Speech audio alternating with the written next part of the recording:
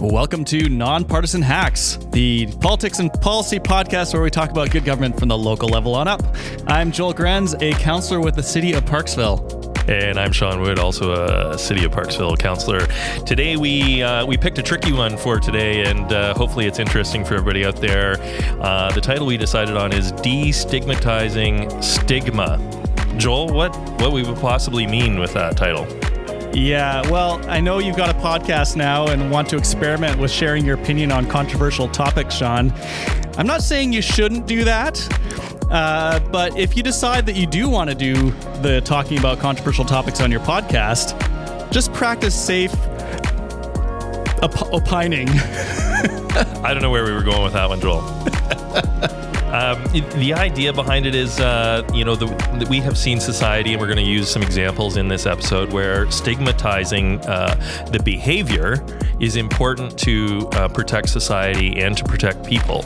But we don't want to stigmatize a person or people or folks that are struggling with things.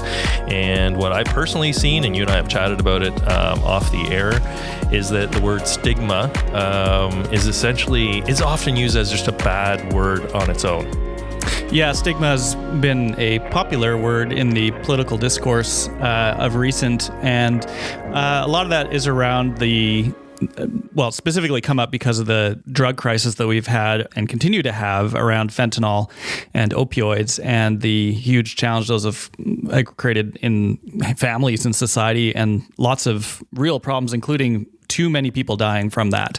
And so stigma is come up as maybe a problem in a barrier for people getting treatment is if they feel there's stigma around the drug use, then they would be less likely to seek treatment because of the shame around being addicted to substances. One of the things that prompted it is this week there was a discussion down in Victoria at the legislature, and it was on Bill M213. And we saw, both sides arguing a certain way on it. One side was arguing that stigmatizing drug use doesn't prevent the drug use. And other side was talking about, we really do want to stigmatize the behavior of drug use because drugs can really, really impact lives. And so we want to make sure that we mention in schools, specifically hard drugs, can be very harmful. And we have to make sure that we mention that. But I think there was room on both sides to find some common ground. Well, this is Nonpartisan Hacks, the podcast. We like to share and propose nonpartisan ways of doing things. And not to say that partisan is not a thing. When you get into an election, you do have to differentiate yourself from the other parties and how you do things differently, how you would govern differently, what ideas you would bring that are different, and what positions you would take on certain issues. When you're down actually in government in Victoria, our aspiration is to take the style of approach that we take at the council table, where we aren't just arguing in favor of whatever our party is saying we should be doing, and we aren't trying to find wedge issues to try to weaponize against other people on council. Our goal is to try to get the best possible way forward for our community. So we're just exploring this idea of stigma and whether this issue can be dealt with in the government itself in a less partisan and less divisive way. Yeah. Kind of the theme of this episode is remove the stigma from the person, but keep it firmly on the harm that we see from the behavior. And we've done it before. We've aimed stigma at the right place and changed culture. One of the first things that pops up in my mind is cigarette smoking. In 1965, nearly half of Canadian adults smoke. There were cigarette ads that ran during Hockey Night in Canada. Doctors endorsed brands. One 1946 ad featured a smiling physician under the slogan, "More doctors smoke Camels." And then the science hit. And in 1962, the Royal College of Physicians in the UK confirmed the link between smoking and lung cancer. In 1964, the US Surgeon General's report followed, and Canada couldn't ignore it. But people didn't quit overnight. information alone wasn't enough. Public health realized that to change behavior, they had to change what was admired. And so Canada got to work. In 1972, the first TV and radio cigarette ads were banned. 1989, warning labels appeared on packages. 1997, smoking was banned on domestic flights. And I still remember going to Walt Disney World with my family, and there were cigarettes on that flight. I have a real hard time when I go to restaurants getting seated in a smoking section. It's one of my bad jokes that I still do is I ask for non-smoking section. Reference. Usually the server or the person who's seating people, they're not old enough to know what that joke is. But it wasn't actually that long ago. I saw a CBC story that was playing during the commercial break on CBC National from, I think it was like 1980s, where they're interviewing someone from a local newspaper that had banned smoking in the newsroom. Mm-hmm. And so for all of you who don't know what newspapers are, I don't think our demographic is that young. And then in 2008 onward, those big photo warnings that showed the real cost on the packaging, which are black lungs, missing teeth, sick kids in the back seat. And so smoking went from symbolizing sophistication to symbolizing sickness. We didn't hate the smokers. We stopped celebrating the smoking, and we surrounded people with ways out. We had quit phone lines you could call, nicotine patches, smoke-free workplaces, and doctors that were trained to help without judgment. That cultural mix of honesty, support, and yes, stigma aimed at the act, but not the person, cut smoking rates from about 50% in the 60s to under 11% today, and among teens, it's now just about 4%. A lot of this comes down to how we regulate our behavior in society, and yes. Stigma is a tool, and stigma relates to this sort of honor-shame way of moderating behavior and how culture has an influence over how we behave. And I think what we often, especially as maybe politicians and people in sort of government-y mindsets, we tend to look for legislative tools for regulating human behavior and neglect the powerful tool that is culture and the culture that we all create together. It takes a lot longer to change culture, but it can be done. And when you work together with sort of legislation and culture, that is sort of a double whammy, a 1-2 punch for societal change that is much more powerful than just putting laws in that no one actually buys into. And so that's where this whole stigma question is relevant to the conversation, is how do we use shame in a positive way, like to get the results that we do want. So we don't want people to feel ashamed for seeking help for their challenges. Exactly. But we do want people to feel shame for behaving in ways that are destructive to themselves and others. Exactly. And we want to reinforce that this kind of cultural steering works. We've done it together before. By the mid-1980s, anti-smoking public service announcements and no smoking signs were everywhere. By the 90s, it wasn't just inconvenient to smoke, it was awkward. You had to go outside, sometimes stand in the rain, sometimes hear a friend say, "You're still smoking?" Policy and culture moved in sync. We didn't outlaw cigarettes, we outgrew them. We used honesty, public health leadership, and cultural pressure to change what people thought was normal. That's the blueprint for how societies steer themselves without cruelty. Yeah, drinking and driving is another example of a positive use of stigma. It wasn't that long ago. I mean, you can watch some movies that aren't that old where drinking and driving is a bit of a punchline in the movie, and watching that today, you're a little bit like, yeah, I wouldn't make that joke today, because today, yeah, there is stigma around drinking and driving. It's just not socially acceptable. And yes, there are laws around that, but there also are cultural mores and expectations around that we all uphold together as part of our community and our culture and how we see things. So it wasn't until the late 1970s when Mothers Against Drunk Driving started campaigning, and that was marked a shift in the tone. But it was 20 years later, tougher laws and socially unacceptability around drinking and driving grew. And that will, again, it was the stigma of that act, not stigma necessarily about drinking per se, not stigma about driving, but put those two together, we will stigmatize that. Yeah. And if you have, if you're struggling with drinking, we have to make sure that we are not stigmatizing the person from coming forward and talking about it and getting some help. We have to make sure that help and those supports are there. Seatbelts was another example. When they were first introduced in the 60s, most people resisted them. Some even cut the belts out of their cars.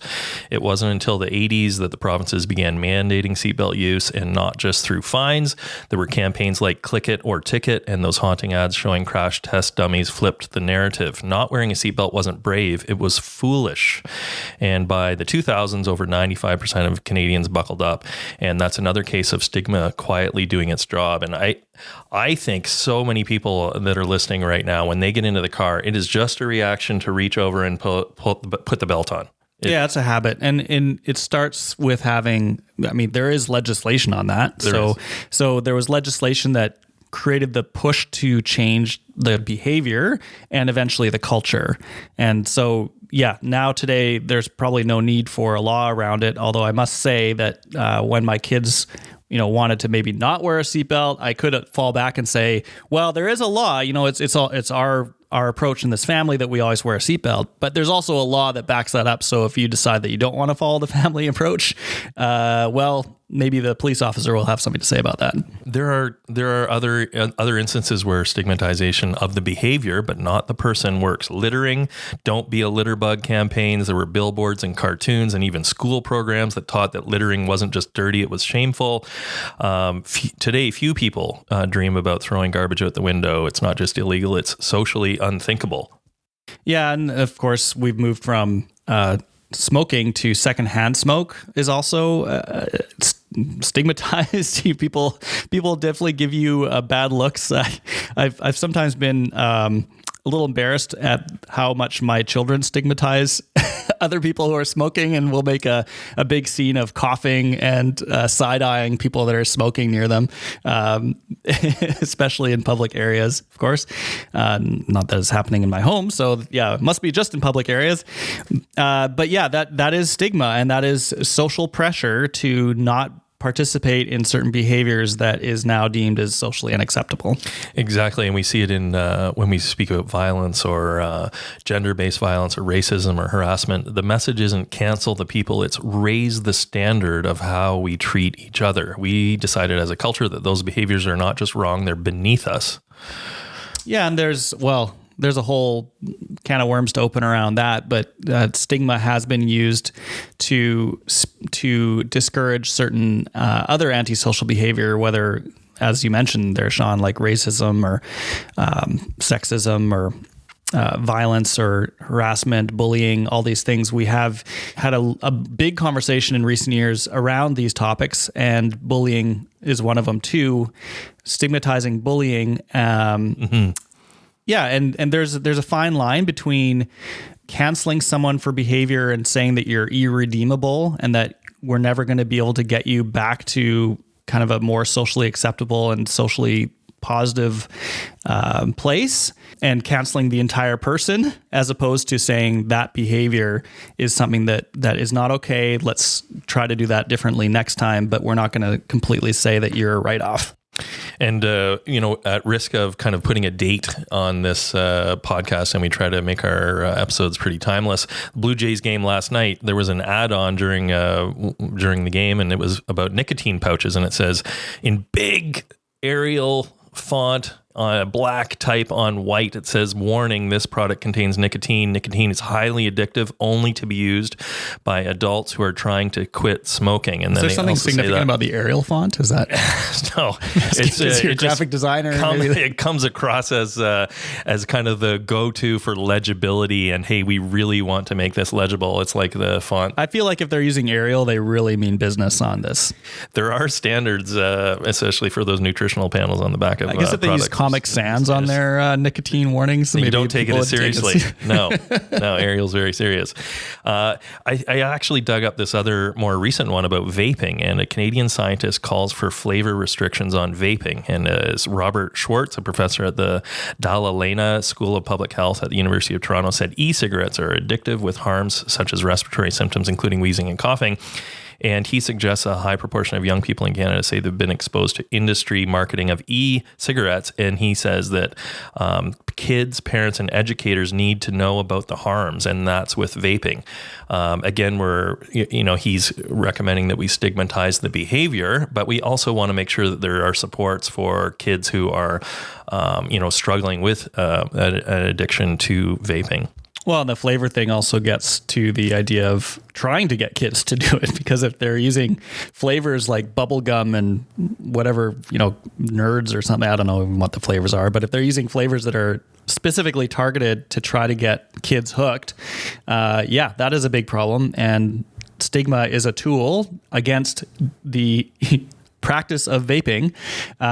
In schools, I've got kids in high school or just out of high school, and vaping is a bit of an issue there, and smoking is less of an issue now because smoking is completely banned on school property.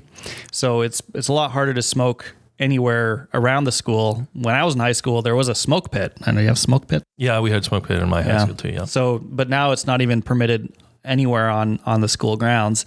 And vaping is a challenge because it's a little more discreet. It's harder to pick up on, and so vaping is something that happens in bathrooms pretty commonly, and so teachers have to go in there and break up the vape parties. Yeah, and it speaks to kind of societal trends as well. I remember the smoke pit at my high school in Orillia, Ontario was so packed, busy, you could barely walk through it, and that's in like the winter time when it was it'd be even colder there. -12 I grew up in Celsius, BC, so there's people packed in there, and they're all hacking butts out there, huddling around their warm cigarettes.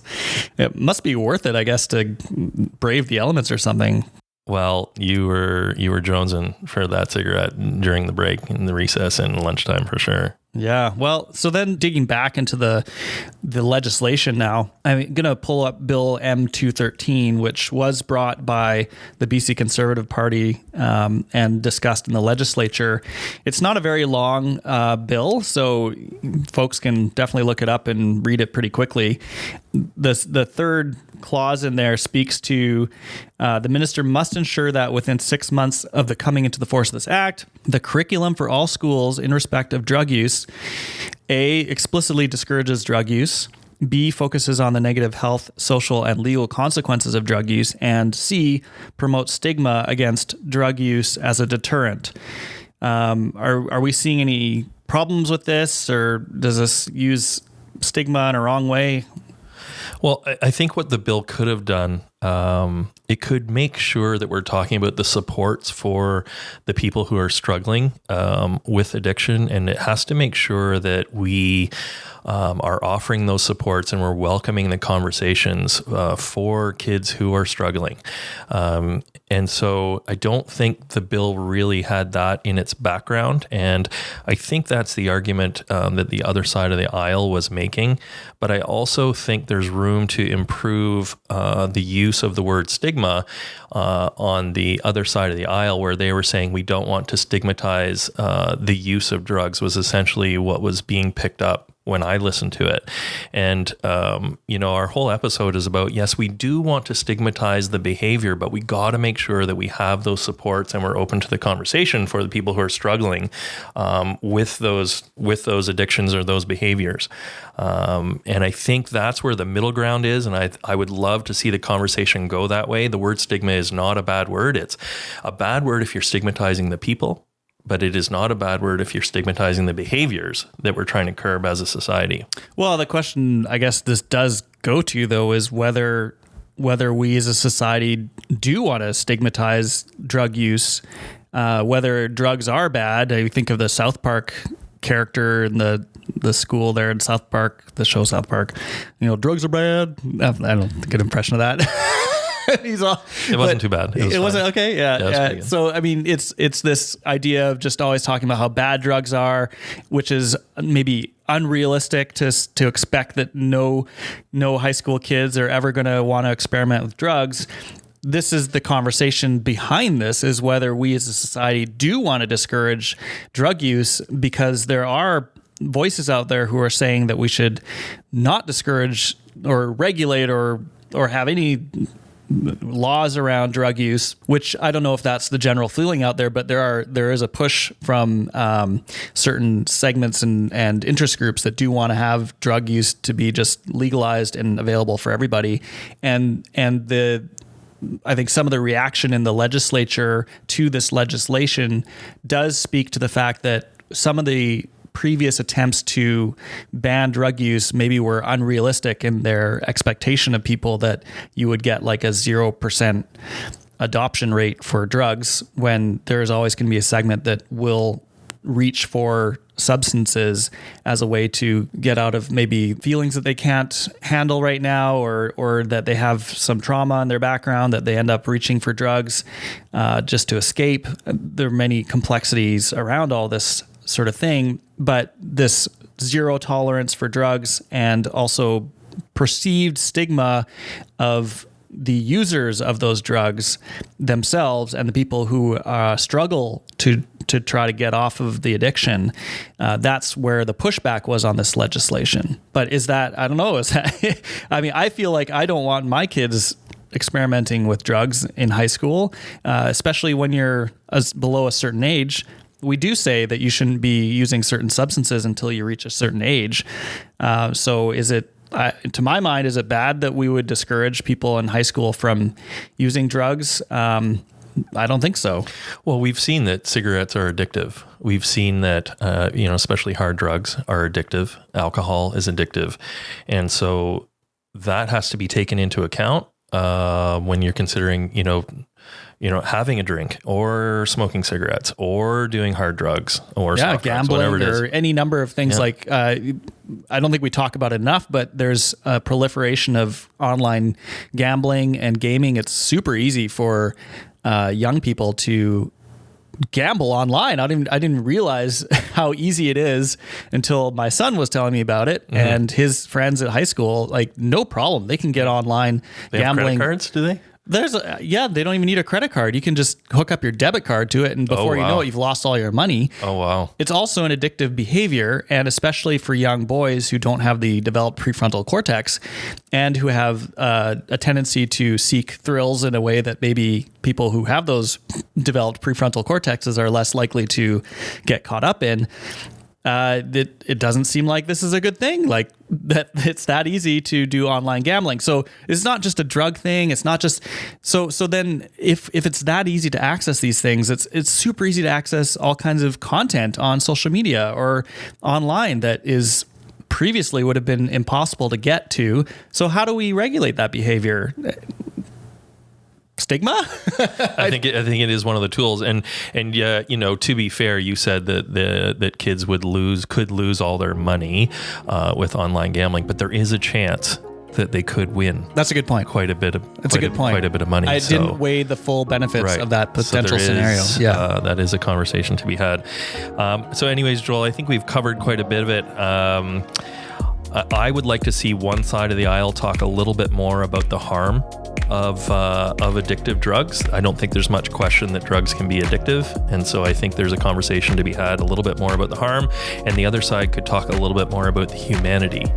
And if those two sides can add a little bit of nuance to their conversation, I think that we could meet in the middle somewhere and find some common ground and actually move the ball a little further down the field.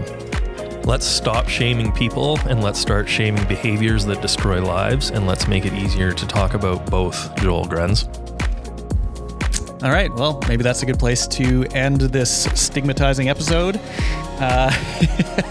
If you enjoy this kind of content, please subscribe to us on your favorite podcast platform. Make sure you don't miss any episodes. We try to publish, every other week or so. So get those notifications popping up on your phone so you don't miss an episode, especially when we have very specifically dated references like Blue Jays games. You want to make sure you're in that conversation as it happens. This has been Nonpartisan Hacks, talking about good government from the local level on up. Please like and subscribe. We really appreciate the emails that we're getting and appreciate you guys spending some time listening to us.